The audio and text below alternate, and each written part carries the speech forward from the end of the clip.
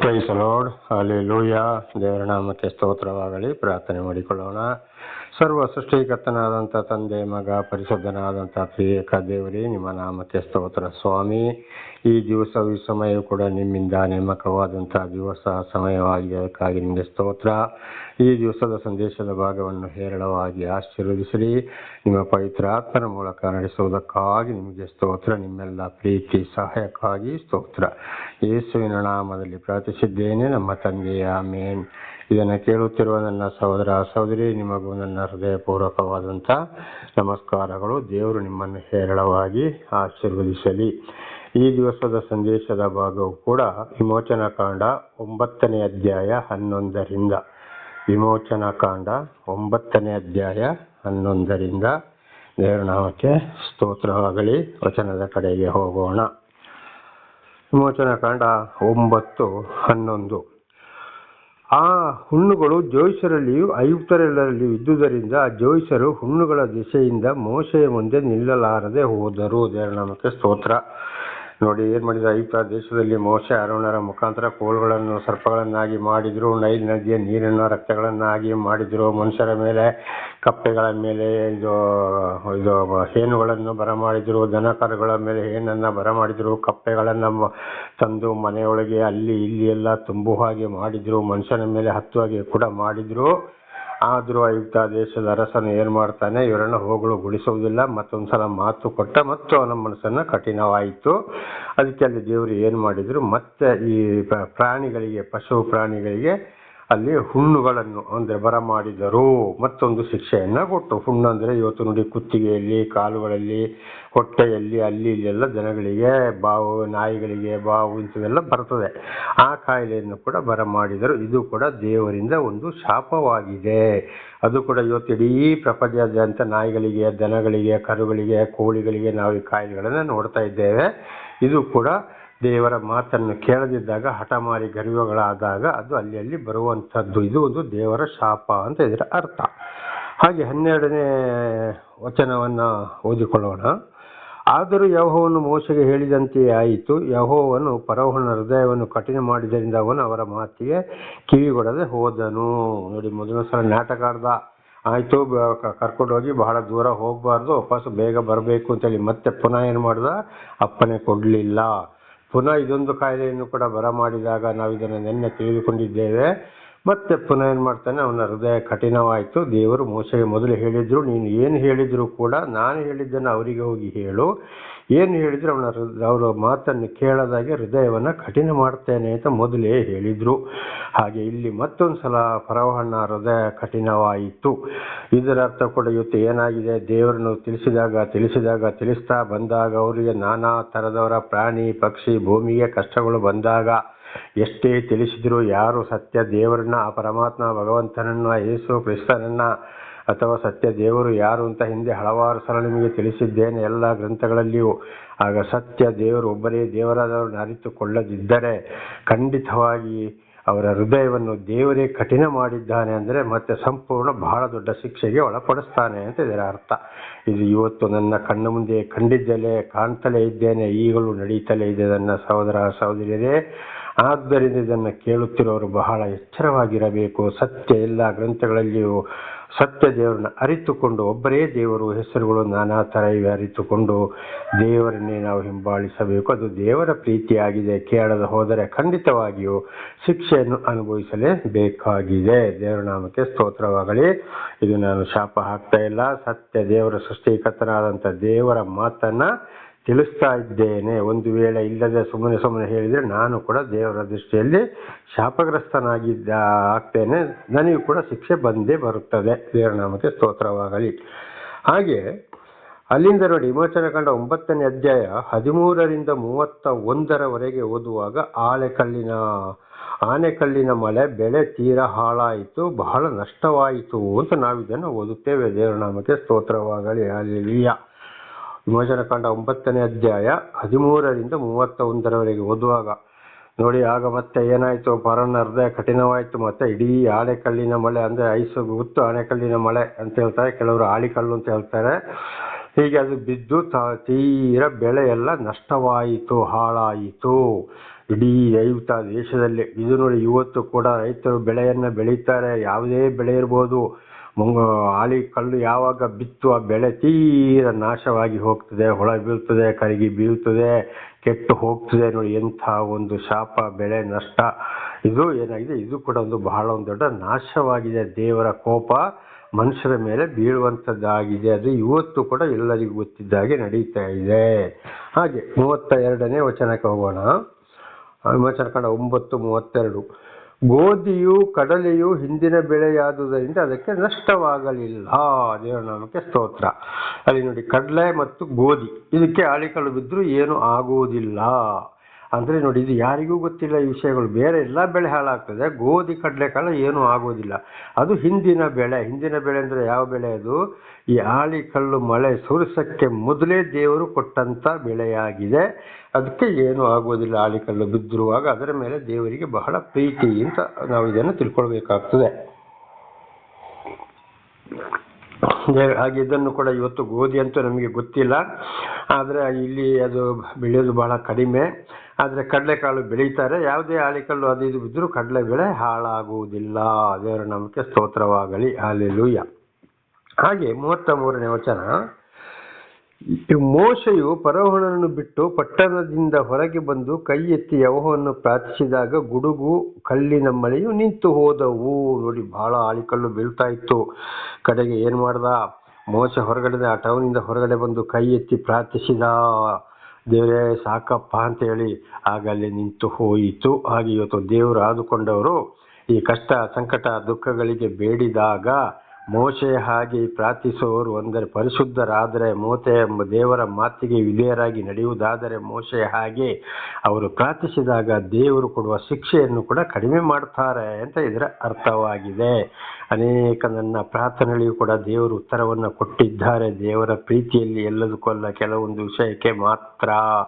ಅಂದರೆ ನಾವು ಯಾರಿಗೆ ಸುವಾರ್ತೆಯನ್ನು ಹೇಳ್ತೇವೋ, ದೇವರ ಪರವಾಗಿ ಸಾಕ್ಷಿ ಕೊಡ್ತೇವೆ, ದೇವರನ್ನ ತಿಳಿಸ್ತೇವೆ, ಅವರು ಸಂಪೂರ್ಣವಾಗಿ ದೇವರ ಕಡೆ ಮನಸ್ಸು ಕೊಟ್ಟಾಗ ಅವರಲ್ಲಿ ಆ ಕಾರ್ಯ ಅಂಥವರಲ್ಲಿ ನಡೆಯುತ್ತದೆ ಅಂತ. ಎಲ್ಲವರಲ್ಲಿ ಕೂಡ ನಾವು ಪ್ರಾರ್ಥಿಸಿದರೆ ಕಾರ್ಯ ನಡೆಯುವುದಿಲ್ಲ ಅಂತ ಇದರ ಅರ್ಥ.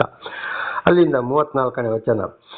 ಮಳೆಯು ನಿಂತಿತು, ಆದರೆ ಆ ಬಿರುಮಳೆಯು ಕಲ್ಲಿನ ಮಳೆಯು ಗುಡುಗು ನಿಂತು ಹೋದುದನ್ನು ಫರೋಹನನು ಕಂಡಾಗ ಅವನು ಅವನ ಪರಿವಾರದವರು ಇನ್ನೂ ಪಾಪಿಷ್ಠರಾಗಿ ತಮ್ಮ ಹೃದಯಗಳನ್ನು ಮೊಂಡು ಮಾಡಿಕೊಂಡರು. ನೋಡಿದು, ಫರೋಹನಿಗೂ ಅವರ 5 ದೇಶದ ಅವನ ಪರಿವಾರ ಅಂದರೆ ಅವನ ಅಧಿಕಾರಿಗಳಿಗೂ ಎಲ್ಲೋ ಗೊತ್ತಾಯಿತು, ಅವ್ರು ನೋಡಿದ್ದಾರೆ, ಆದರೂ ಕೂಡ ದೇವರನ್ನು ಒಪ್ಪಲಿಕ್ಕೆ ತಯಾರಿಲ್ಲ. ಹಾಗೆ ಇವತ್ತು ದೇವರಿಂದ ಆಯ್ಕೆಯಾದವರು ದೇವರನ್ನು ತಿಳಿಸಿದಾಗಲೂ ಎಷ್ಟೇ ತಿಳಿಸಿದರು, ಎಷ್ಟೇ ಅದ್ಭುತ ಕಾರ್ಯಗಳನ್ನ ದೇವರವರ ಮುಖಾಂತರ ಮಾಡಿದ್ರು ಕೂಡ ಒಪ್ಪೋದಿಲ್ಲ. ಅವರ ಕಠಿಣ ಹೃದಯ ಕಠಿಣ ಮಾಡಿಕೊಳ್ತಾರೆ. ಕಾರಣ ದೇವರೇ ಅವರನ್ನು ಕಠಿಣ ಮಾಡುವವರಾಗಿದ್ದಾರೆ. ಅಂದರೆ ಸಂಪೂರ್ಣ ಬಹಳ ದೊಡ್ಡ ಶಿಕ್ಷೆಗೊಳಪಡ್ತಾರೆ. ಆ ಶಿಕ್ಷೆ ಏನಪ್ಪ ಅಂತ ನಾವು ಮುಂದೆ ಓದಿಕೊಳ್ಳಬಹುದು. ಈಗ 35ನೇ ವಚನಕ್ಕೆ ಹೋಗೋಣ. ವಿಮೋಚನ ಕಂಡ 9:35. ಯೆಹೋವನು ಮೋಶೆಯಿಂದ ಹೇಳಿಸಿದಂತೆಯೇ ಆಯಿತು. ಫರೋಹನ ಹೃದಯ ಕಠಿಣವಾಗಿತ್ತು, ಅವನು ಇಸ್ರಾಯೇಲರನ್ನು ಹೋಗಗೊಡಿಸಲೇ ಇಲ್ಲ. ಮತ್ತು ಅಲ್ಲಿ ಹೃದಯವನ್ನು ಕಠಿಣ ಮಾಡಿಕೊಂಡ. ಇಲ್ಲ, ನಾನು ಹೋಗಗೊಡಿಸುವುದಿಲ್ಲ, ಆಗೋದೇ ಇಲ್ಲ ಎಂಬುದಾಗಿ ದೇವರ ನಾಮಕ್ಕೆ ಸ್ತೋತ್ರವಾಗಲಿ. ಹಾಗೆ ಇವತ್ತು ಅನೇಕ ಐಶ್ವರ್ಯವಂತರಿಗೂ ಕೂಡ ಏನೇ ಹೇಳಿದ್ರು, ಅವರು ಎಷ್ಟೇ ಶಿಕ್ಷೆ ಬಂದರು, ಈಗ ನಾವು ಓದಿದಂಥ ಶಿಕ್ಷೆಗಳೆಲ್ಲ ಈಗಲೂ ಕಾಣ್ತಲೇ ಇದ್ದಾವೆ, ಬರ್ತಲೇ ಇದ್ದಾವೆ, ನಮ್ಮ ಮುಂದೆ ನಡೀತಾ ಇದೆ ಈಗಲೂ ಕೂಡ. ಅದನ್ನು ಕೂಡ ತಿಳಿಸಿದರೆ ಐಶ್ವರ್ಯವಂತರು, ಹಣವಂತರು ಏನು ಮಾಡ್ತಾರೆ? ಒಪ್ಪಲಿಕ್ಕೆ ಸಾಧ್ಯನೇ ಇಲ್ಲ. ನಾನು ನನ್ನದು, ನಾನು ಅಂತ ಮಾತಿಗೆ ಕಿವಿ ಕೊಡೋದೇ ಇಲ್ಲ. ಒಬ್ಬೊಬ್ಬರು ವಿರೋಧವಾಗಿ ಮಾತಾಡ್ತಾರೆ, ಮುಂದೆ ಬಹಳ ಶಿಕ್ಷೆಗೆ ಒಳಗಾಗ್ತಾರೆ ಅಂತ ದೇವರ ಮಾತಾಗಿದೆ. ದೇವರ ನಾಮಕ್ಕೆ ಸ್ತೋತ್ರವಾಗಲಿ. ಹಲ್ಲೆಲೂಯಾ. ಹಾಗೆ ಇಲ್ಲಿ ಏನಾಗಿದೆ, ಈಗ ವಿಮೋಚನ ಕಾಂಡ 9ನೇ ಅಧ್ಯಾಯವು ಮುಕ್ತಾಯವಾಯಿತು. ಈಗ 10ನೇ ಅಧ್ಯಾಯಕ್ಕೆ ಹೋಗೋಣ. ವಿಮೋಚನ ಕಾಂಡ 10ನೇ ಅಧ್ಯಾಯ 1ರಿಂದ 15ರವರೆಗೆ ನಾವು ಓದುವಾಗ ಮಿಡತೆಗಳಿಂದ ಬಾಧೆ. ಅಲ್ಲಿಂದ ನೋಡಿ, ಆಳಿಕಲ್ಲು ತಿಂದು ಮಾಡಿ ಇಷ್ಟೆಲ್ಲ ಆಯ್ತು, ಅದರಲ್ಲಿ ಅಲ್ಪ ಸ್ವಲ್ಪ ಉಳಿದ್ರೂ ಕೂಡ ಮತ್ತಿರುವ ಬೆಳೆಗಳಿಗೆ ಏನು ಮಾಡಿದ್ರು, ಮಿಡತೆ ಹುಳೆಗಳನ್ನು ತಂದು ಆ ಬೆಳೆಯನ್ನೆಲ್ಲ ತಿಂದು ಹಾಕುವ ಹಾಗೆ ಮಾಡಿದ್ರು ದೇವರು. ಹಾಗೆ ನೋಡಿ, ಅನೇಕ ಇವತ್ತೇನೇನೋ ಬೆಳೆ ಬೆಳೀತಾರೆ, ಅದಕ್ಕೆ ಆದರೆ ಏನಾಗ್ತದೆ, ಬರ್ತಾ ಬರ್ತಾ ವಿಜ್ಞಾನ ಯುಗದಲ್ಲಿ ವಿಷಕಾರಿಯನ್ನು ಸ್ಪ್ರೇ ಮಾಡೋದು, ಸಿಂಪಡಿಸುವುದು ಪ್ರಾರಂಭವಾಯಿತು. ಅದರಿಂದ ಬಹಳ ಈಗ ಕಂಟ್ರೋಲ್ ಆಗ್ತಾ ಇದೆ. ಆದರೂ ಒಂದೊಂದು ಬೆಳೆಗೆ ಎಷ್ಟೇ ವಿಷಕಾರಿ ಔಷಧ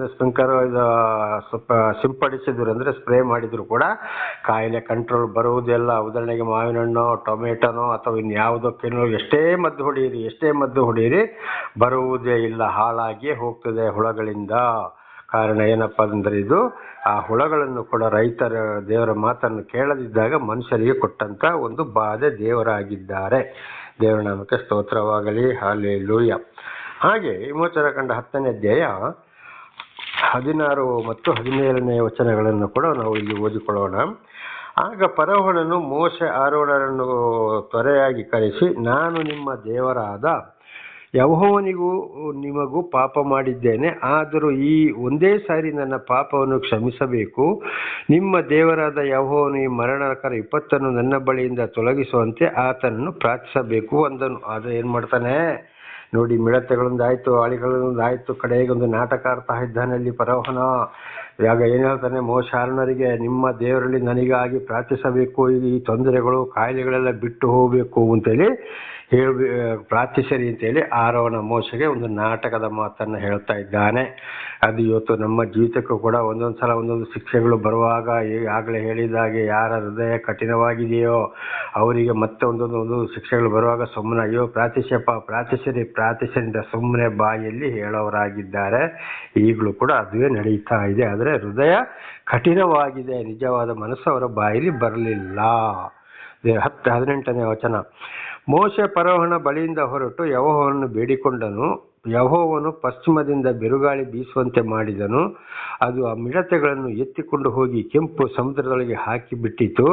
ಐಗುಪ್ತ ದೇಶದ ಮೇರೆಗಳೊಳಗೆ ಒಂದು ಮಿಡತೆಯೂ ನಿಲ್ಲಲಿಲ್ಲ. ನೋಡಿ, ಫರೋಹನ ಹೇಳಿದಾಗೆ ಮೋಶೆ ಪ್ರಾರ್ಥಿಸಿದ. ಒಂದು ಗಾಳಿ ಬಂದ ಹುಳಗಳನ್ನೆಲ್ಲ ಬಡ್ಕೊಂಡು ಹೋಗಿ ಸಮುದ್ರದೊಳಗೆ ಹಾಕಿ ಸಂಪೂರ್ಣ ನಾಶ ಮಾಡಿತು. ದೇವರು ಅಲ್ಲಿ ಕೂಡ ಒಂದು ಅದ್ಭುತ ಕಾರ್ಯಗಳನ್ನು ಮಾಡಿದರು. ಆದರೆ ಏನು ಮಾಡಿದ, 20ನೇ ವಚನ ಓದಿಕೊಳ್ಳೋಣ. ಆದರೂ ಯೆಹೋವನು ಫರೋಹನ ಹೃದಯವನ್ನು ಕಠಿಣ ಮಾಡಿದ್ದರಿಂದ ಅವನು ಇಸ್ರಾಯೇಲರನ್ನು ಹೋಗಗೊಳಿಸಲಿಲ್ಲ. ಯಾಕೆ ಚೆನ್ನಾಗಿ ಗೊತ್ತಿದೆ. ಅಂದರೆ ದೇವರು ಏನು ಮಾಡಿದ್ದಾರೆ, ಖಂಡಿತವಾಗಿ ಅವರನ್ನು ನಾಶ ಮಾಡಲೇಬೇಕು ಅಂತ ಮೊದಲೇ ಒಂದು ತೀರ್ಮಾನ ಮಾಡಿದ್ದಾರೆ.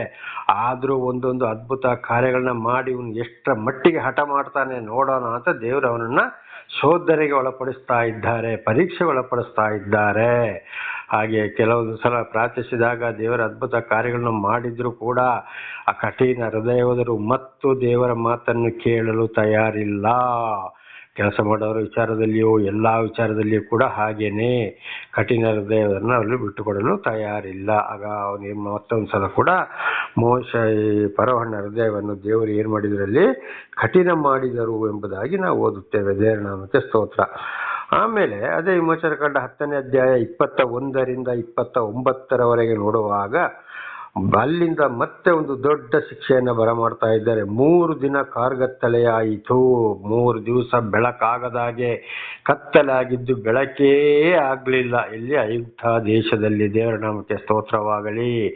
3 ದಿವಸ ಕತ್ತಲೆನೇ ಆಯಿತು, ಬೆಳಕಾಗಲೇ ಇಲ್ಲ, ಸೂರ್ಯ ಬರಲೇ ಇಲ್ಲ, ಬೆಳಕೇ ಇಲ್ಲ.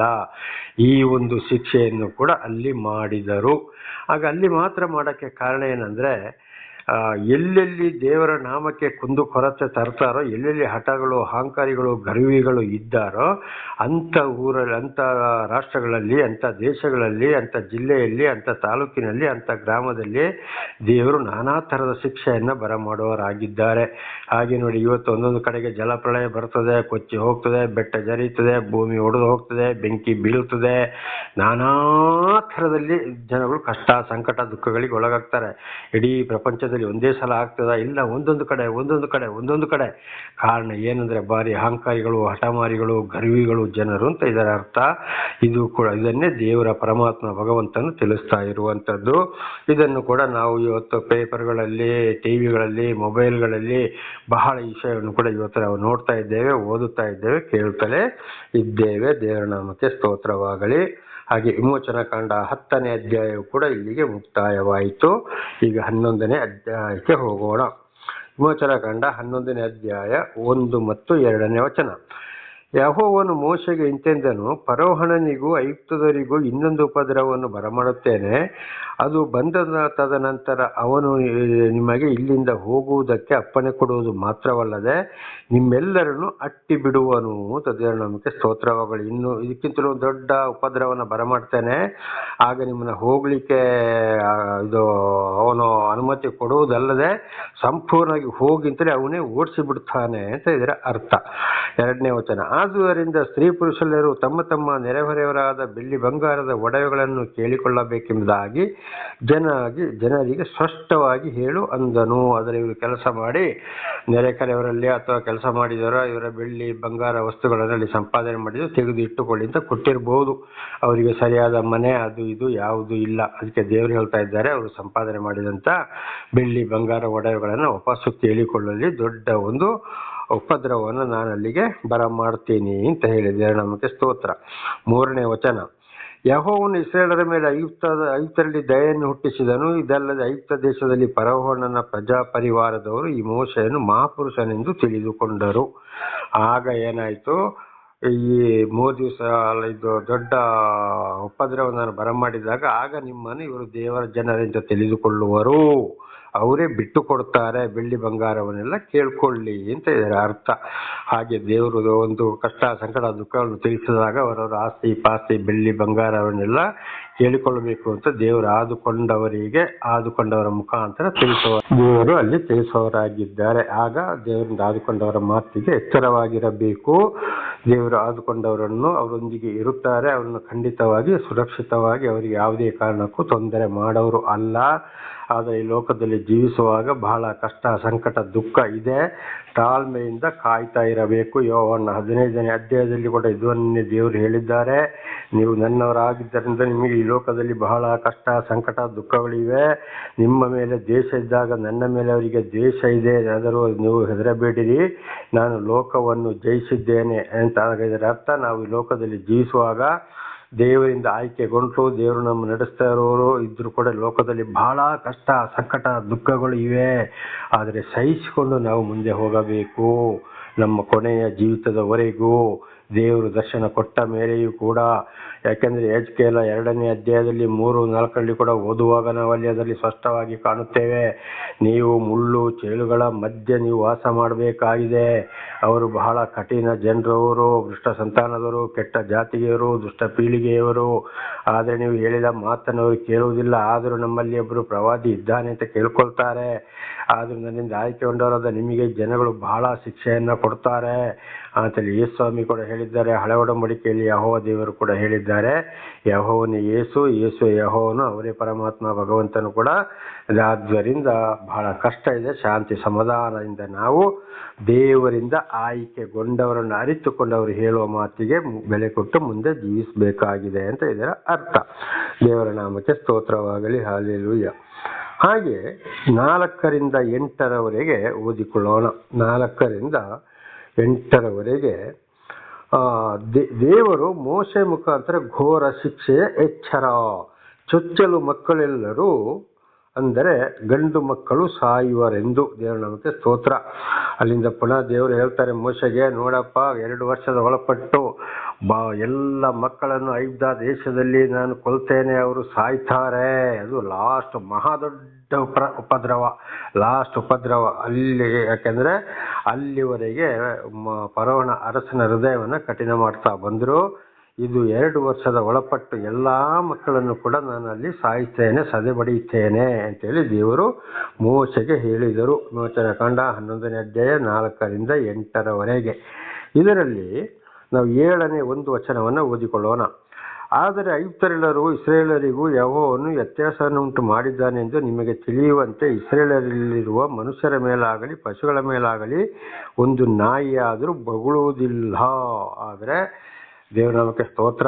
ಇಸ್ರಾಯೇಲರನ್ನ ದೇವರು ಏನು ಮಾಡ್ತಾರೆ, ಒಂದು ಪಸ್ಕ ಹಬ್ಬವನ್ನು ಬರಮಾಡಿ ಕುರಿಯನ್ನು ಕೊಯ್ಯಿಸಿ, ನಾನು ಹೀಗೆ ಬರ್ತೇನೆ, ಅಲ್ಲಿ ಎಲ್ಲವೂ ಸದೆಬಡಿತೇನೆ, ಆದರೆ ನಾನು ಅವರ ಮಧ್ಯದಲ್ಲಿ ಹಾದು ಹೋಗುವೆನು.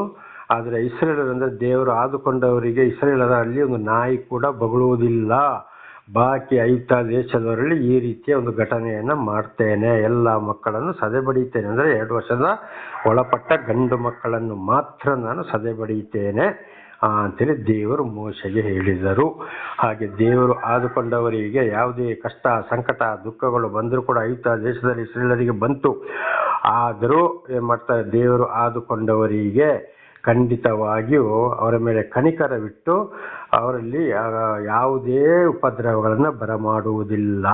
ಇದು ಇವತ್ತು ಕೂಡ ದೇವರು ದರ್ಶನ ಕೊಟ್ಟ ಮೇಲೆ ಸಂಪೂರ್ಣವಾಗಿ ಸತ್ತರೂ ಸಾಯಲಿ, ಯಾವುದೇ ಶಿಕ್ಷೆ ಬಂದರೂ ಬರಲಿ, ನಾನು ದೇವರಲ್ಲೇ ಹಿಂಬಾಲಿಸ್ತೇನೆ ಅಂತೇಳಿ ಯಾರು ಹೊರಡ್ತಾರೋ, ಯಾರು ಜೀವಿಸ್ತಾರೋ ಅವರನ್ನು ಎಲ್ಲ ಕಷ್ಟಗಳಿಂದ ಬಿಡುಗಡೆ ಮಾಡ್ತಾರೆ. ಆದರೆ ಇತರರನ್ನು ಖಂಡಿತವಾಗಿ ದೇವರಿಂದ ಆದುಕೊಂಡವರಿಗೆ ಯಾರು ಶಿಕ್ಷೆ ಕೊಡ್ತಾರೋ ಖಂಡಿತವಾಗಿ ಅವರಿಗೆ ದೇವರೇ ಶಿಕ್ಷೆ ಕೊಡುವವನಾಗಿದ್ದಾನೆ. ದೇವರ ನಾಮಕ್ಕೆ ಸ್ತೋತ್ರವಾಗಲಿ. ಇದು ಇವತ್ತು ನನ್ನ ಜೀವಿತದಲ್ಲಿ ಕೂಡ ನಡೆದು ಹೋಗಿದೆ, ನಡೀತಾ ಇದೆ. ಕಣ್ಣಾರೆ ಕಂಡಿದ್ದೇನೆ, ಕಿವಿಯಾರೆ ಕೇಳಿದ್ದೇನೆ. ಕೀರ್ತನೆ 112ರಲ್ಲಿ ಈ ವಾಕ್ಯಗಳು ಇವೆ. ದೇವರ ನಾಮಕ್ಕೆ ಸ್ತೋತ್ರವಾಗಲಿ. ಹಲ್ಲೆಲೂಯಾ. ಹಾಗೆ 9 ಮತ್ತು 10ನೇ ವಚನಗಳನ್ನು ಓದಿಕೊಳ್ಳೋಣ. ಯೆಹೋವನು ಮೋಶೆಗೆ, ಫರೋಹನು ನಿಮ್ಮ ಮಾತನ್ನು ಕೇಳುವುದಿಲ್ಲವಾದ್ದರಿಂದ ಐಗುಪ್ತ ದೇಶದಲ್ಲಿ ಮಹತ್ಕಾರ್ಯಗಳನ್ನು ಹೆಚ್ಚಾಗಿ ನಡೆಸುವುದಕ್ಕೆ ನನಗೆ ಆಸ್ಪದವಾಗುವುದೆಂಬುದಾಗಿ ಹೇಳಿದನಷ್ಟೇ. ಮೋಶೆ ಆರೋನನು ಫರೋಹನ ಮುಂದೆ ಮಹತ್ಕಾರ್ಯಗಳನ್ನು ಮಾಡಿದಾಗ ಯೆಹೋವನು ಫರೋಹನ ಹೃದಯವನ್ನು ಕಠಿಣ ಮಾಡಿದ್ದರಿಂದ ಫರೋಹನನು ಇಸ್ರಾಯೇಲರಿಗೆ ತನ್ನ ದೇಶವನ್ನು ಬಿಟ್ಟು ಹೊರಡುವುದಕ್ಕೆ ಅಪ್ಪಣೆ ಕೊಡದೆ ಹೋದನು. ದೇವರ ನಾಮಕ್ಕೆ ಸ್ತೋತ್ರವಾಗಲಿ. ಹಲ್ಲೆಲೂಯಾ. ಆದ್ದರಿಂದ ಏನು ಮಾಡೋದಲ್ಲಿ, ಫರೋಹನ ಹೃದಯ ಇಸ್ರಾಯೇಲರಿಗೆ ಹೇಳ್ತಾನೆ, ದೇವರೇ ಅವನ ಹೃದಯವನ್ನು ಕಠಿಣ ಮಾಡಿದ್ದಾನೆ, ಆದ್ರಿಂದ ನಿಮ್ಮನ್ನು ಬಿಟ್ಟು ಕೊಡುವುದಿಲ್ಲ ಅಂತ ಹೇಳಿ ಮೋಶೆಗೂ ಇಸ್ರಾಯೇಲರಿಗೂ ಹೇಳಿದ್ದಾನೆ, ತಿಳ್ಕೊಂಡಿದ್ದಾನೆ.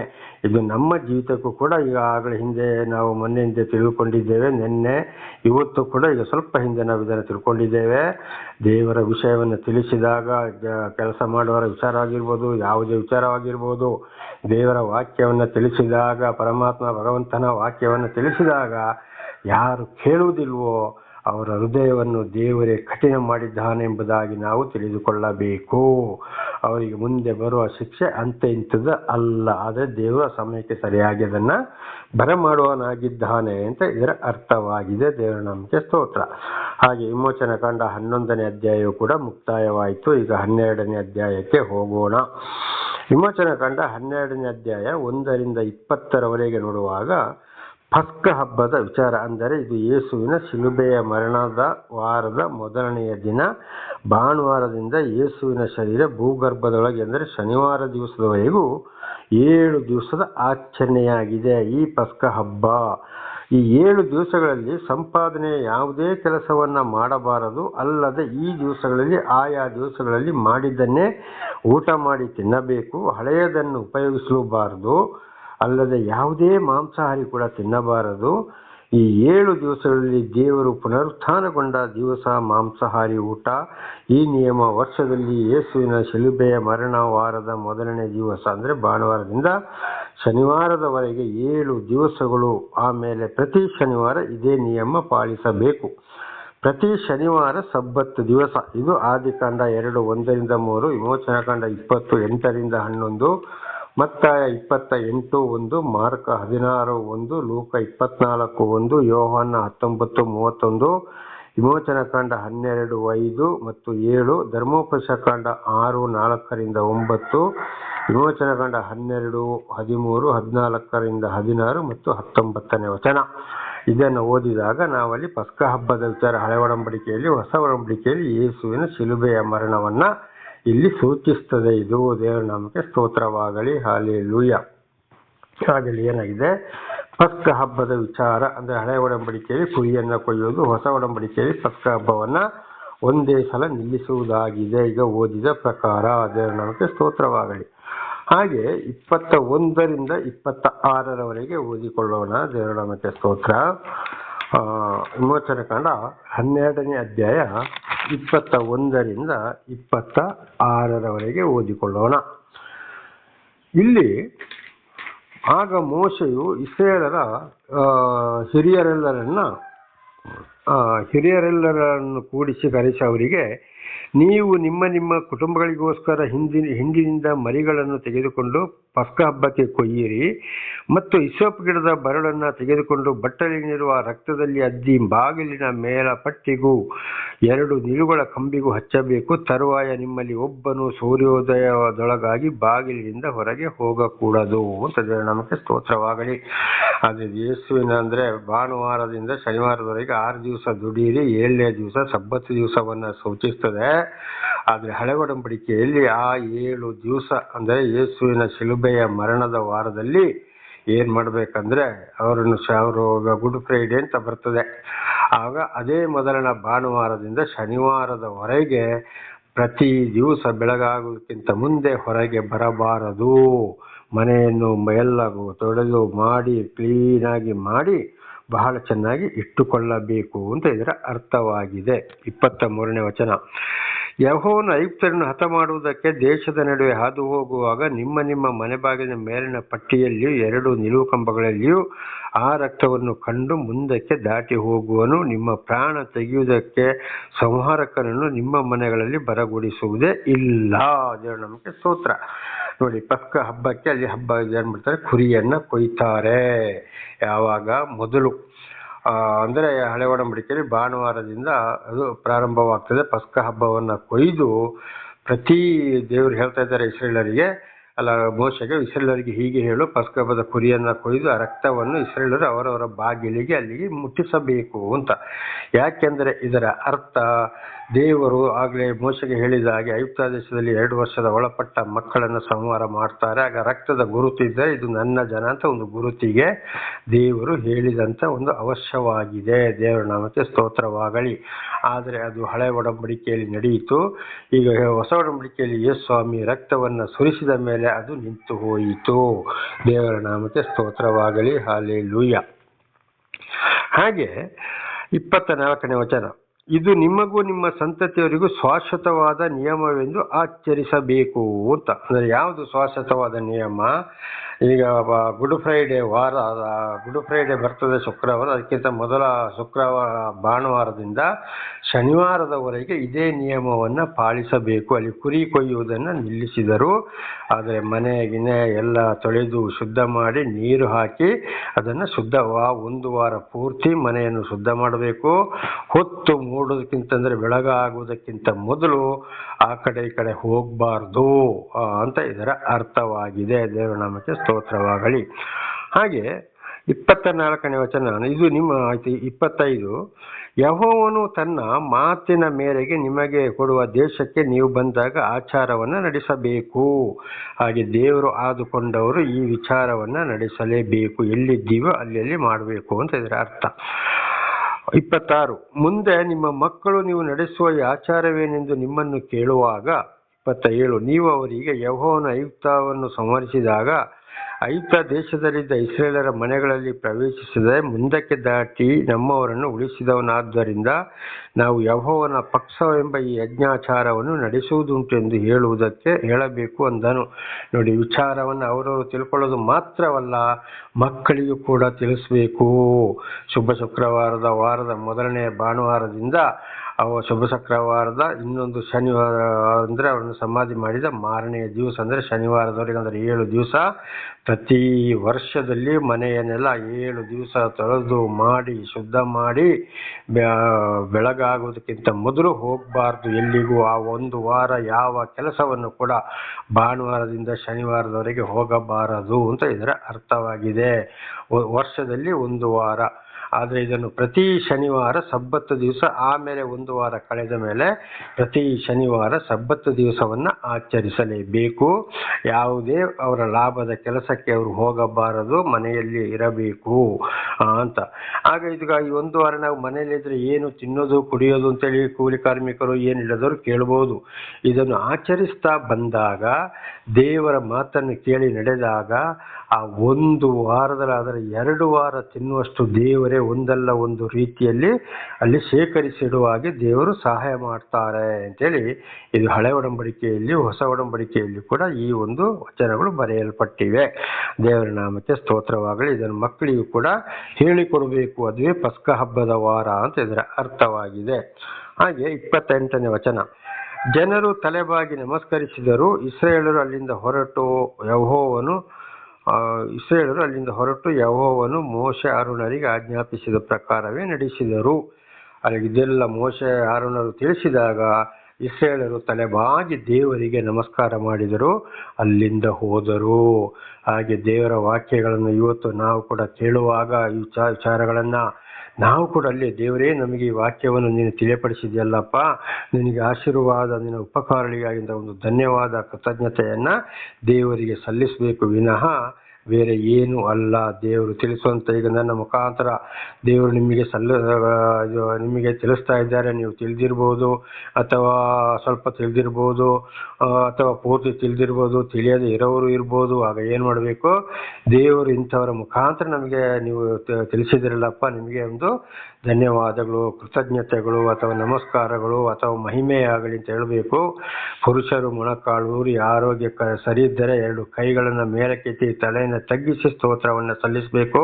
ಸ್ತ್ರೀಯರು ತಲೆಯನ್ನು ಬಾಗಿಸಿ ಚೆನ್ನಾಗಿ ಮುಸುಕು ಹಾಕೊಂಡು ಕೈ ಮುಗಿದುಕೊಂಡು ಹೃದಯದ ಹತ್ರ 2 ಕೈಯನ್ನು ಜೋಡಿಸಿ ಇಟ್ಟುಕೊಂಡು ಪ್ರಾರ್ಥನೆ ಮಾಡಬೇಕು. ಸ್ತ್ರೀಯರು ಖಂಡಿತವಾಗಿಯೂ ಕೈ ಎತ್ತಿ ಪ್ರಾರ್ಥಿಸಬಾರದು. ಇದು ಬೈಬಲಲ್ಲಿ ಇರುವಂಥ ವಿಷಯವಾಗಿದೆ. ಅನೇಕ ಸೇವಕರುಗಳು ಇದು ಗೊತ್ತಿದ್ರೂ ಕೂಡ ಸಭೆಗೆ ಜನ ಬರುವುದಿಲ್ಲ, ನಮಗೆ ಹಣ ಸಿಕ್ಕುವುದಿಲ್ಲ ಅಂತೇಳಿ ಬಹಳಷ್ಟು ಸತ್ಯವನ್ನು ಮುಚ್ಚಿಟ್ಟಿದ್ದಾರೆ. ಆದ್ದರಿಂದ ಸ್ತ್ರೀಯರೇ, ಖಂಡಿತವಾಗಿ ಈ ಮಾತಿಗೆ ನೀವು ಕೂಡ ಬೇಸರಗೊಳ್ಳಬಾರದು. ಪುರುಷರಿಗೆ ಒಂದು ನಿಯಮವಿದೆ, ಸ್ತ್ರೀಯರಿಗೂ ಕೂಡ ಒಂದು ನಿಯಮವಿದೆ. ಪುರುಷರಿಗೆ ಬೇರೆ ನಿಯಮ, ಸ್ತ್ರೀಯರಿಗೆ ಬೇರೆ ನಿಯಮ. ಆದರೆ ದೇವರ ಆಶೀರ್ವಾದ ಎಲ್ಲರಿಗೂ ಒಂದೇ ಬರ್ತದೆ.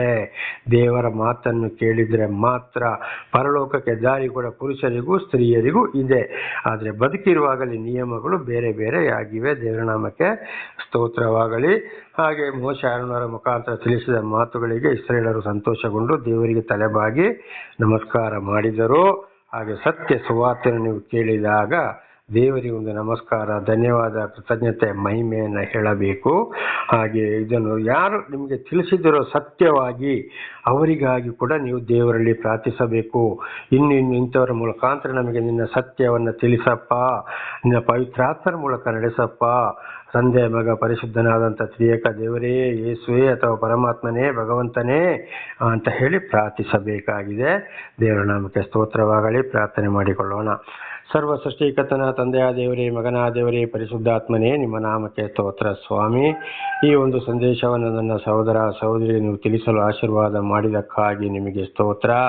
ಇದನ್ನು ಕೇಳುತ್ತಿರೋ ನನ್ನ ಸಹೋದರ ಸಹೋದರರು ಚೆನ್ನಾಗಿ ಕೇಳಿ ಅರ್ಥ ಮಾಡಿಕೊಂಡು ಅವರು ಜೀವಿಸುವಾಗಿ ಅವರಿಗೆ ಬೇಕಾದಂಥ ಶಾಂತಿ, ಸಮಾಧಾನ, ವಿಶೇಷವಾದ ಜ್ಞಾನವನ್ನು ಅವರಿಗೆ ಅನುಗ್ರಹಿಸಿರಿ. ಅವರ ಮಕ್ಕಳನ್ನು ಕೂಡ ಅವರು ಅದೇ ಮಾರ್ಗದಲ್ಲಿ ನಡೆಸಿ ಅವರೆಲ್ಲರೂ ಇತರರಿಗೆ ನಿಮ್ಮ ಚಿತ್ತಾನುಸಾರ ಸಾಕ್ಷಿಗಳಾಗುವಂತೆ ಮಾರ್ಪಡಿಸಿರಿ. ಅವರೆಲ್ಲರಿಗೂ ಬೇಕಾದಂಥ ಶಾಂತಿ, ಸಮಾಧಾನ, ಆಶೀರ್ವಾದವು ಲಭಿಸಲಿ. ಹಾಗೆ ಅವರ ಮಕ್ಕಳಿಗೂ ಕೂಡ ಒಳ್ಳೆ ವಿದ್ಯೆ, ಬುದ್ಧಿ, ಜ್ಞಾನವನ್ನು ಕೊಟ್ಟು ನಿಮ್ಮ ಪ್ರೀತಿಯಲ್ಲಿ ನಡೆಸಿರಿ. ಹಾಗೆ ಮಾಡುವುದಕ್ಕಾಗಿ ಸ್ತೋತ್ರ. ಯೇಸುವಿನ ನಾಮದಲ್ಲಿ ಪ್ರಾರ್ಥಿಸಿದ್ದೇನೆ ನಮ್ಮ ತಂದೆಯೇ, ಆಮೇನ್.